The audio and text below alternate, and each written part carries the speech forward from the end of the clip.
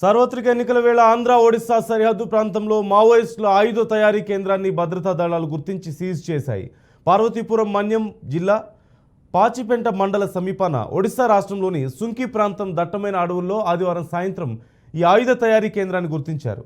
ఆ వివరాలను BSF COB decoy 65 బెటాలియన్కు చెందినటువంటి కమాండ్ ఆఫ్ ఇన్స్పెక్టర్ సందీప్ కెర్కెట్టా సోమవారం ఒడిశా మీడియాకు వెల్లడించారు.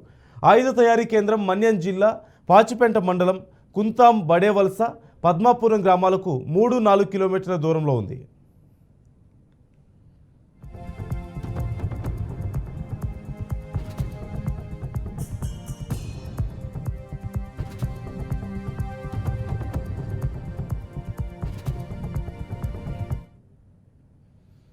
ఎన్నికల నేపథ్యంలో ఒడిశాలోని సుంకి క్యాంపు బీఎస్ఎఫ్ జవాన్లు ఏఓబీ అడవుల్లో ఆదివారం గాలింపు చేపట్టారు. ఆ సమయంలో ఏఓబీ సరిహద్దు వద్ద సంచరిస్తున్న ఇద్దరిని వారు ప్రశ్నించారు. దీంతో ఆయుధ తయారీ కేంద్రం గురించి తెలిసింది. వెంటనే అక్కడికి చేరుకున్న జవాన్లు తుపాకీ తయారీకి వినియోగించే హ్యాండ్ బౌలర్, అలాగే ట్రిగర్ మెకానిజం, ఫిల్లర్లు, హేమర్, స్లీపర్ చేజల్, ఫైల్, కత్తులు, ఇనుప బిట్, రంపం తదితర సామాగ్రిని స్వాధీనం చేసుకున్నారు. మరోవైపు ఏపీ పోలీసులు భద్రతను కట్టుదిట్టం చేశారు.